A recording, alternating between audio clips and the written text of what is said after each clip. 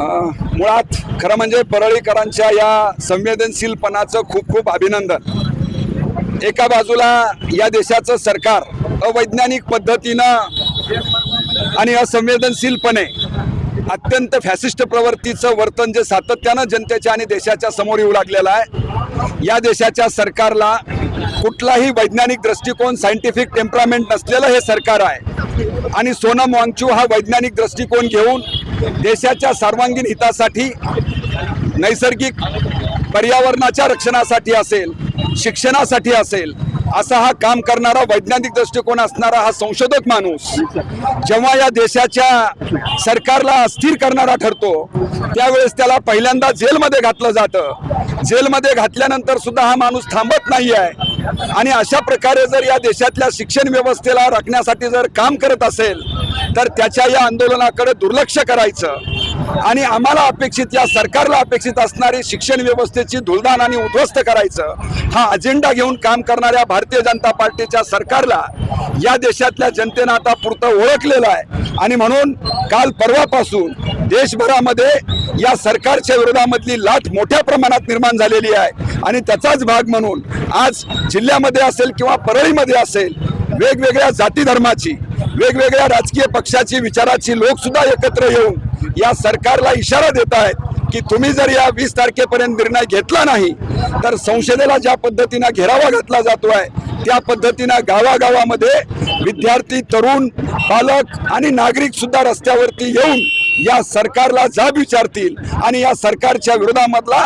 एक आगवाई आणि मोठा लढा देशभराच्या पातळीवरती उभा करतील असा इशारा या आंदोलनामधून दिला जातोय।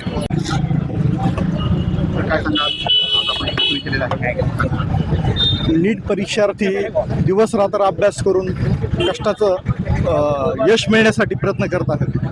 आणि नीटचे जे पेपर आहेत ते दरवर्षी फुटत आहेत। ही अत्यंत देशासाठी दुर्दैवी बाब आहे, कारण भावी डॉक्टर, इंजिनियर ज्या पद्धतीने देशाचे घडायला पाहिजेत त्या अनुषंगानं परीक्षार्थी परीक्षा तयारी करलेत, परंतु केंद्र सरकारच्या माध्यमातून दरवर्षी पेपर फुटीचे प्रकरणं देशामध्ये व्हायला लागलेत। असे प्रकार व्हायला नाही पाहिजेत आणि याला जबाबदार जे शिक्षण मंत्री आहेत धर्मेंद्रजी प्रधान यांचा राजीनामा तात्काळ झाला पाहिजे आणि सोनम वांगचुक या देशाचे जे तज्ज्ञ व्यक्ती पर्यावरणप्रेमी आहेत त्यांच्या या उपोषणाला आम्ही सर्वजण पाठिंबा देतो आणि सरकारनं तात्काळ सोनम वांगचुक यांच्या उपोषणाची दखल घ्यावी। केंद्र शासनाचा सर्वप्रथम आम्ही परळीकर म्हणून जाहीर निषेध करतो। सोनम वांगचुक सारखे जगप्रसिद्ध सामाजिक कार्यकर्ते आणि पर्यावरण प्रेमी ज्यांना जागतिक रेमन मॅगसेसे अवॉर्ड 2018ला मिळाला होता, अशा जर व्यक्तीचा केंद्र शासन बेदखल करत असेल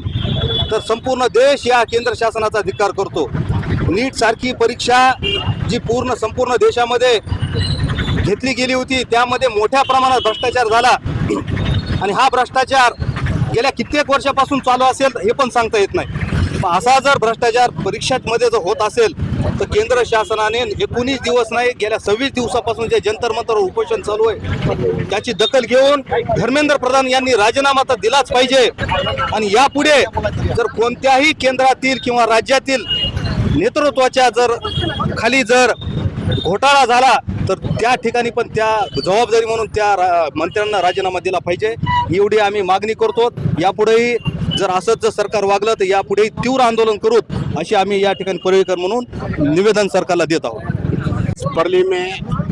ये सोनम वांगचुक जो हमारे भाजपा सरकार के खिलाफ में और धर्मेंद्र प्रसाद के राजीनामे के लिए जो उपोषण को बैठे हैं और उनके उपोषण की केंद्र सरकार दखल नहीं ले रही है और वैसे भी केंद्र सरकार असंवेदनशील है, उनको संवेदना नहीं है, वो उनको दिल नहीं है और उनकी जो पॉलिसी है अगर हम 12 साल की अगर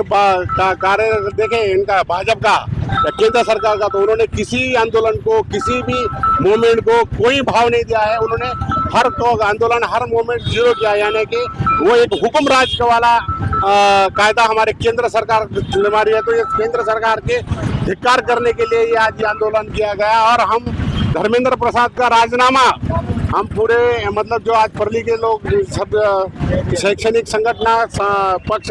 सभी पक्ष के संगठनों ने मिलकर यहाँ जो आंदोलन किया है वो आंदोलन के माध्यम से हम केंद्र को